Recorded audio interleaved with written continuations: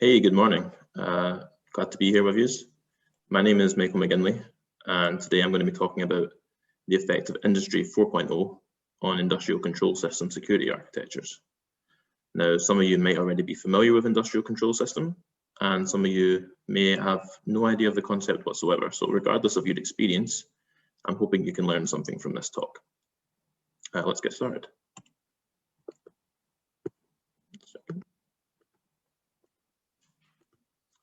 So first of all, we're going to explore the security issues in ICS and what makes them different from IT systems in these regards, looking at architectures such as the Purdue model, which you can see on the right of the screen there. And we'll also examine proposed solutions to creating secure architecture for Industry 4.0 and industrial Internet of Things technology. Before we get started, just a quick overview about myself. I'm Michael McGinley. I'm a cybersecurity analyst. I studied at Glasgow University for 5 years and gained my master's in computing science last year. And in my final years, when I developed a keen interest in industrial control systems, and particularly the security of these, which is somewhat of a niche part of cybersecurity, or at least it used to be.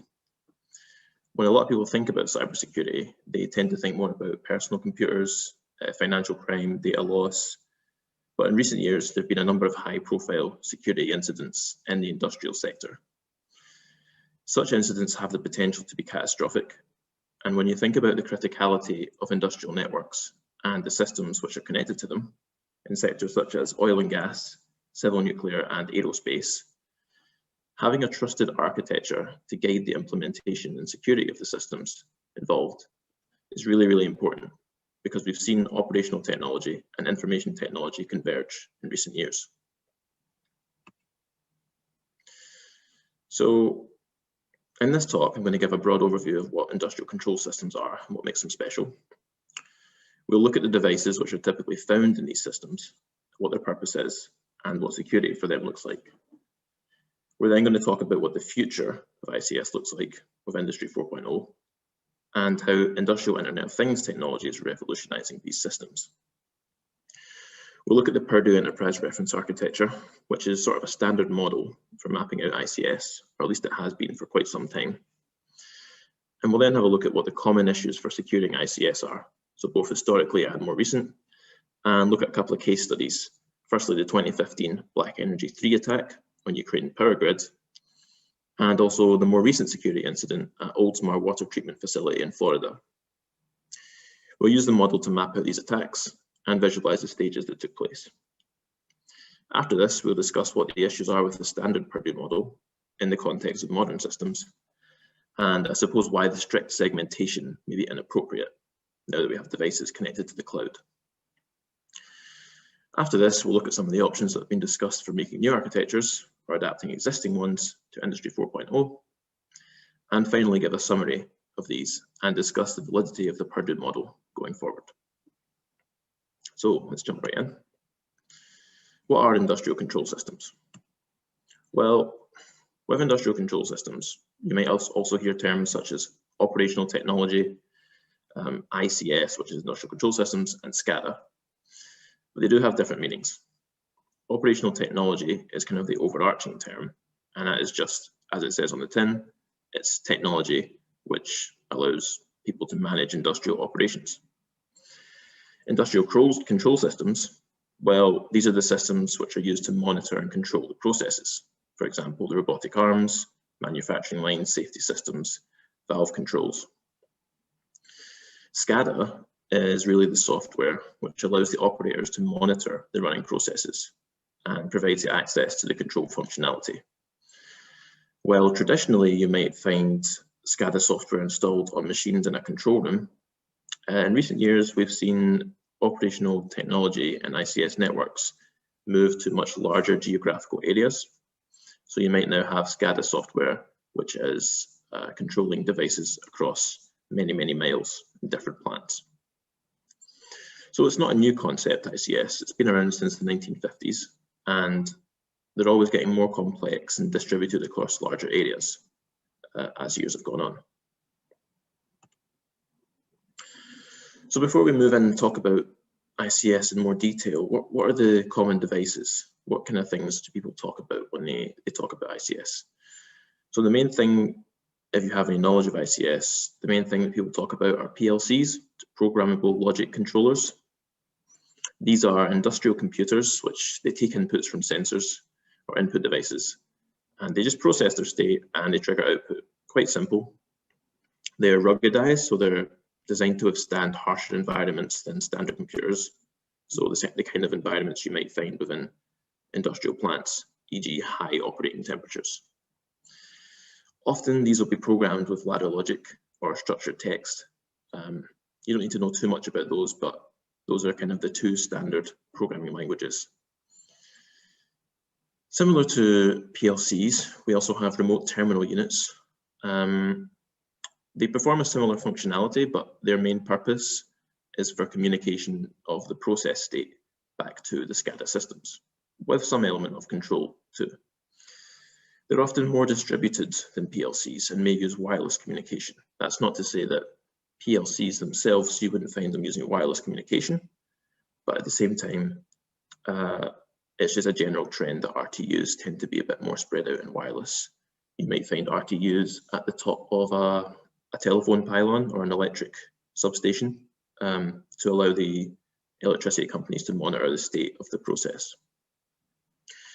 We also have human-machine interfaces. So these are basically just screens. They can be touchscreen, they can just have buttons, and you either find them next to the process. So if you think about someone working in a plant, you'll find a screen maybe while the operator is trying to control a conveyor belt, and it shows them the status of that, and they can stop it, they can see what's going on, or they can make changes to it.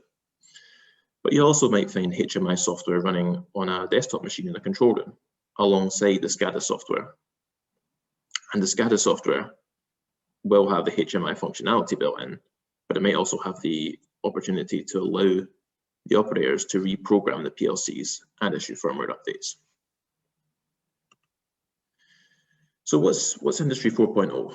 What is the industrial Internet of Things? This is a good quote, I think, which kind of sums it up. And Angela Merkel said, it's the fusion of the online world and the world of industrial production. And it's all to do with processes becoming smarter. So like smartphones, smart homes, smart voice assistants, factories are now the latest area to get the smart treatment. Industry 4.0 and industrial Internet of Things go hand in hand because it's the IoT devices that enable the greater interconnection, and data collection than traditional systems. So we have what are called cyber physical systems, which is a pretty straightforward concept. It's the blend of cyber and physical, where we would previously have had basic sensors and actuators connected to simple PLCs, which may feed their data up towards SCADA systems, historians, and enterprise networks. We now have the data processing being done within the device itself, or near to it. And so this increased data collection, it brings with it all kinds of benefits for efficiency, such as faster batch changeovers, automatic track and trace, automated reporting.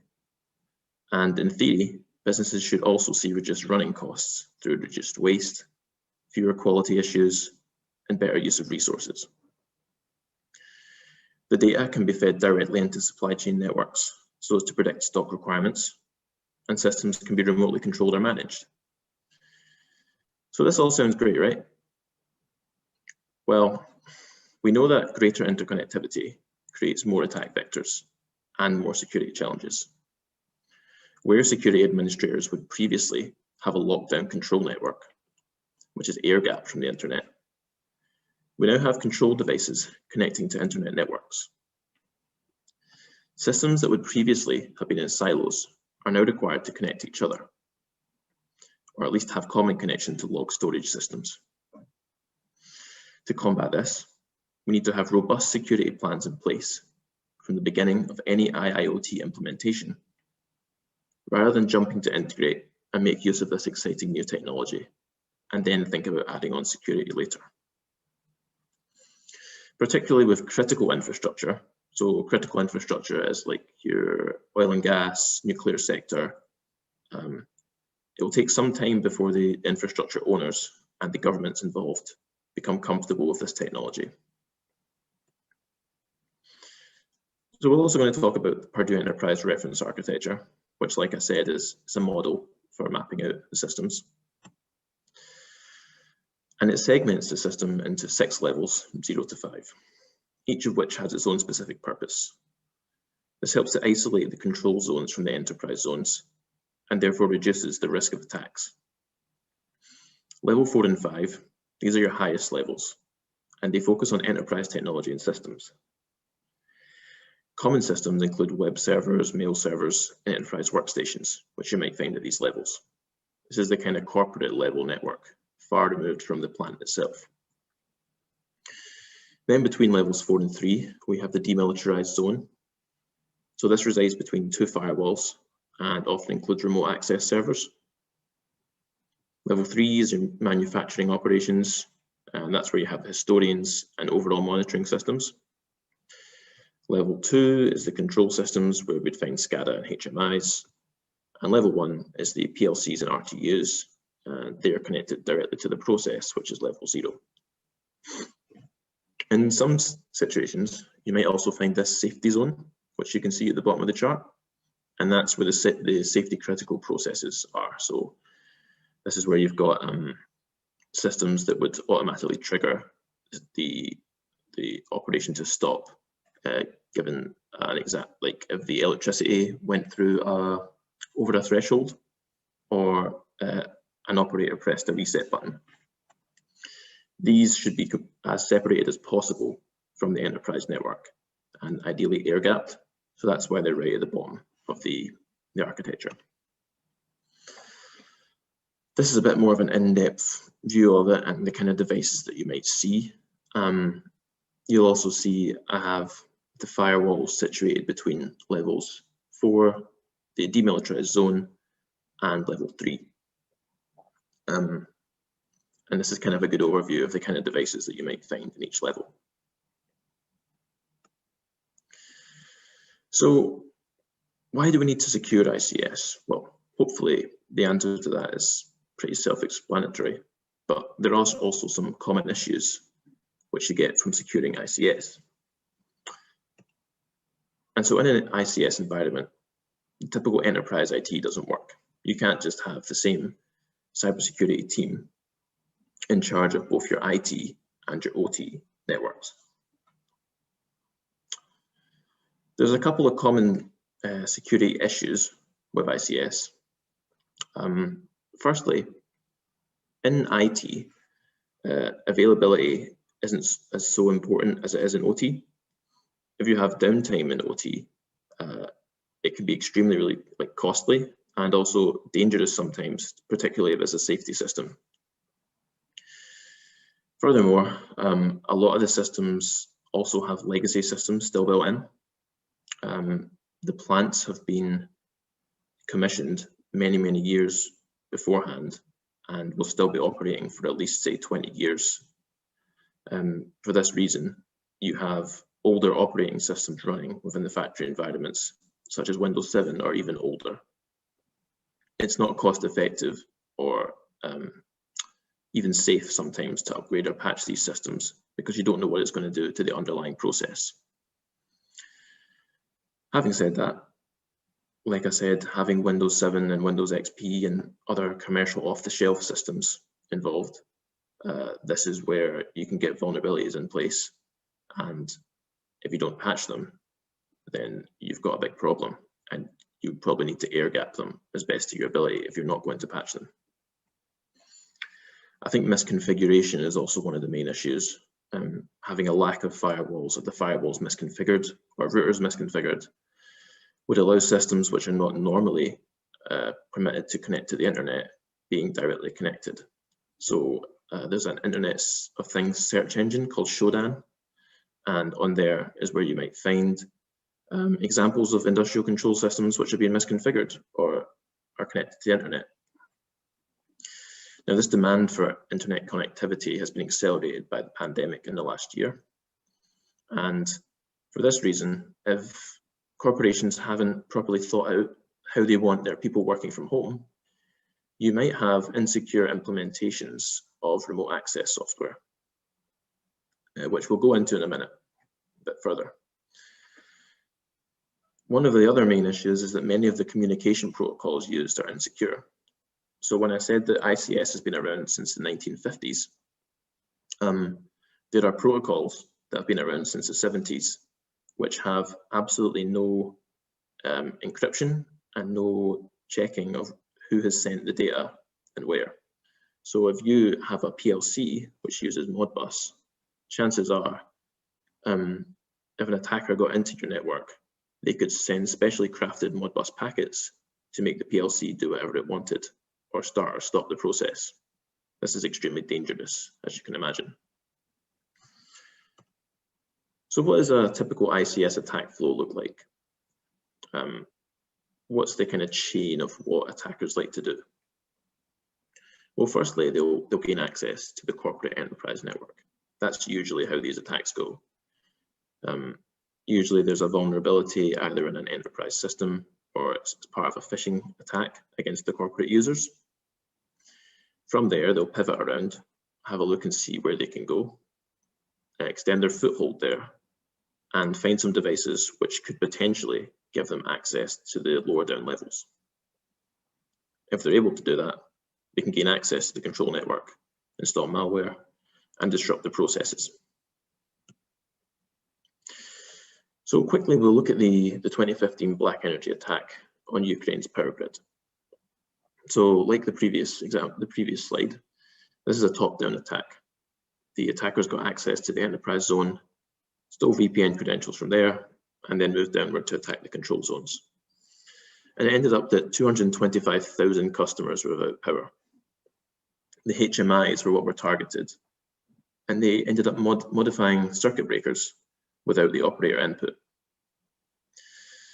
Post-incident analysis showed that the attack probably came from a spear phishing campaign, which meant that the corporate workstations were infected with the Black Energy 3 malware.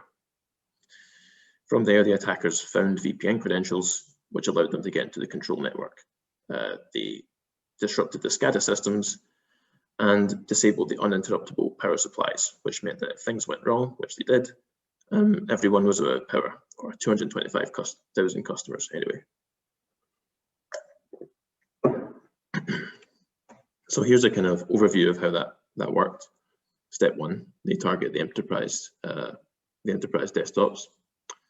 They then pivoted around, found VPN credentials on an Active Directory server, and then used that to go from their same external network to attack the remote access server.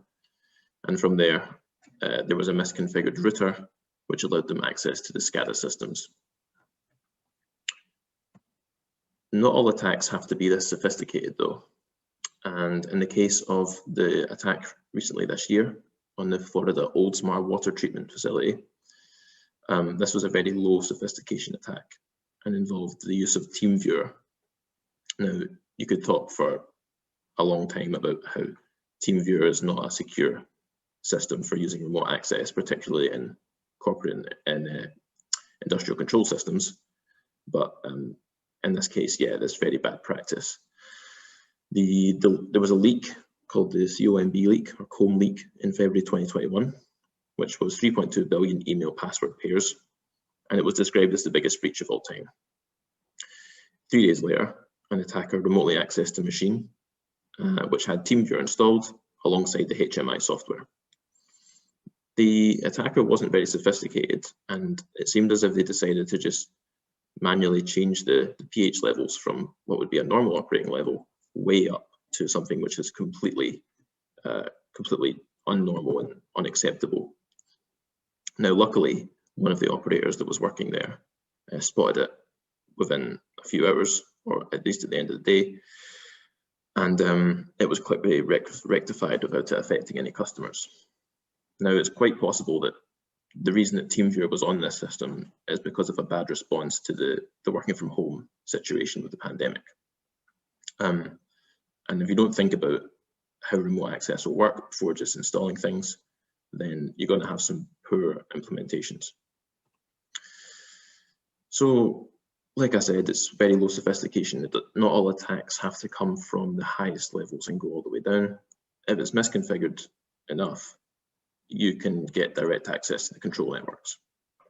Now, luckily, no one was injured in this attack, but if the attacker had been more sophisticated, maybe they would have been able to hide their actions better, and we might not have known about this until it was too late. So we've talked about the Purdue model, and we've talked about Industry 4.0. So there is one main issue with using the Purdue model and its segmentation for Industry 4.0 and Industrial Internet of Things. And it's that Industry 4.0 has this reliance on interconnectivity and sensors connecting from the internet networks at the top directly to them at the sensor level. So we don't have this hierarchical data flow anymore. You don't have your corporate at the top and then down each level to the control network, and then the control network not being able to access the internet, at least without having to go through all the different layers. So there's more opportunities for attack if you're going to have this lack of separation. The data that's gathered and processed at level 1 and level 0, sent directly to the cloud, it bypasses the logical hierarchy of the Purdue model. And even if you were to make some sort of system where you wanted your devices at level 0 to send data up to the cloud through the corporate network, the amount of overheads and the amount of time that this would take adding on would really decrease your efficiency and might actually increase opportunities for exposure. So this is a kind of simplified overview of the two different models. We have the Purdue model on the left, and we have the IoT cloud model on the right. It's a very simplified version, but essentially we have both the cloud and the edge networks, and everything that's in the edge will connect through an edge gateway to the cloud.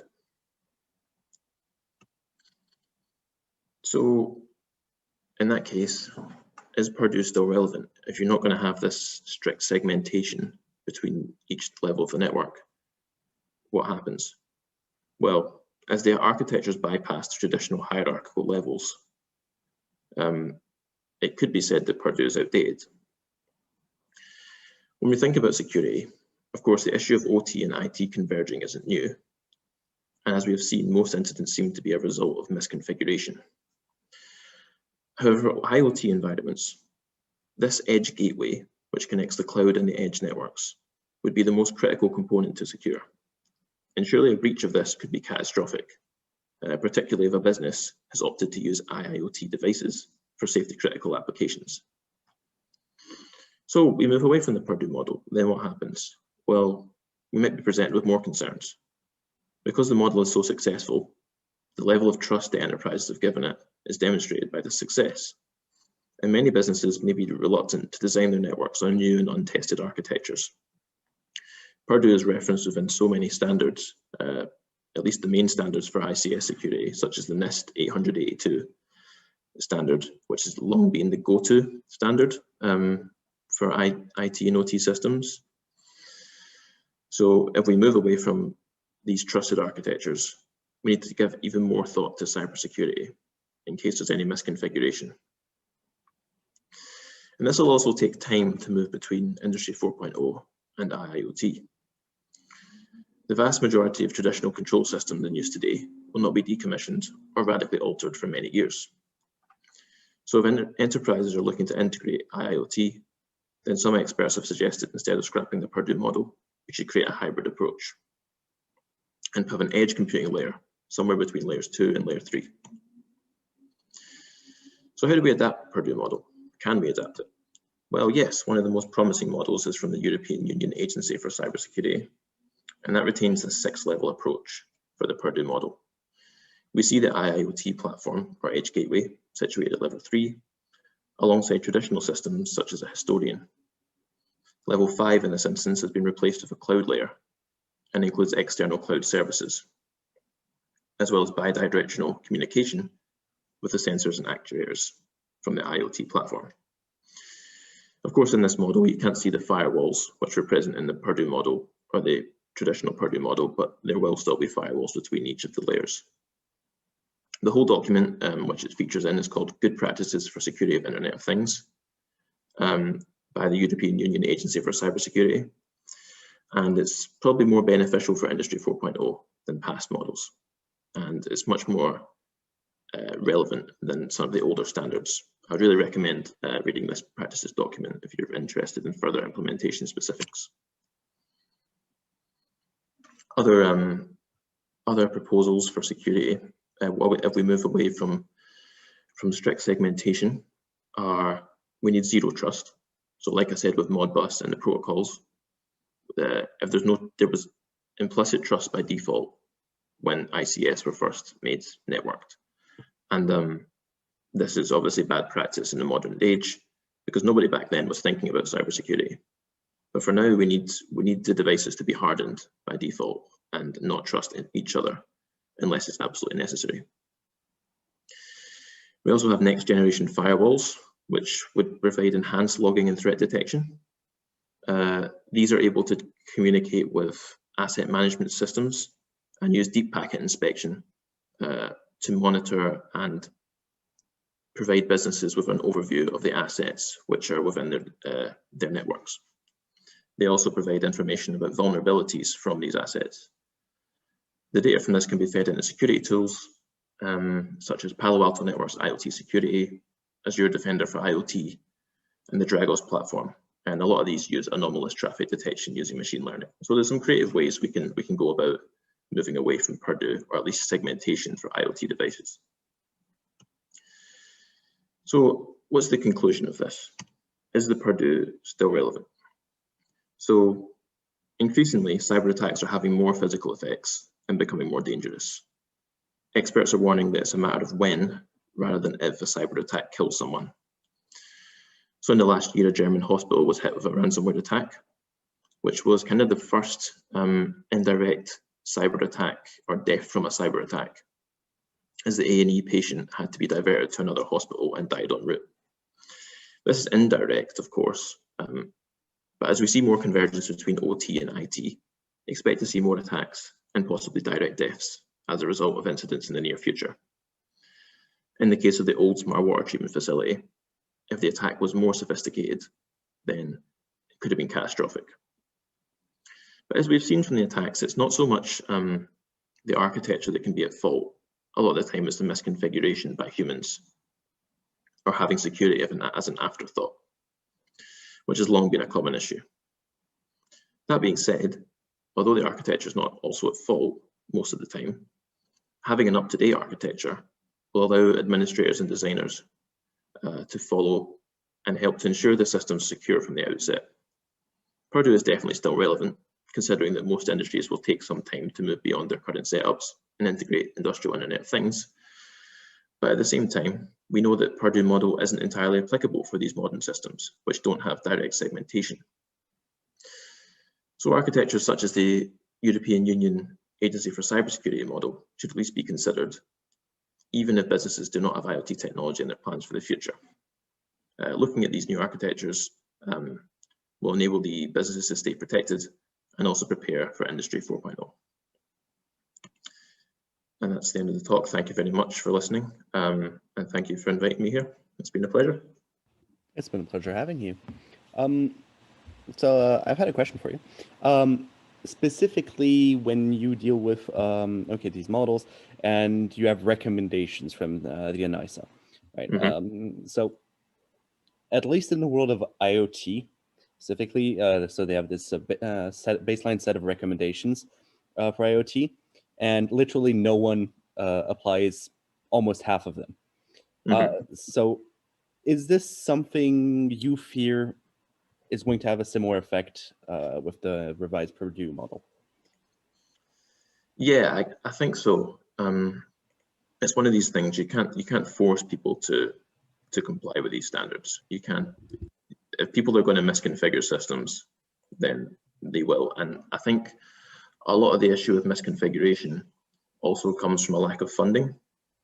So when they were talking about the Oldsmar water plant, in the court case, it was noted that there was a lack of funding for cybersecurity, which was one of the issues.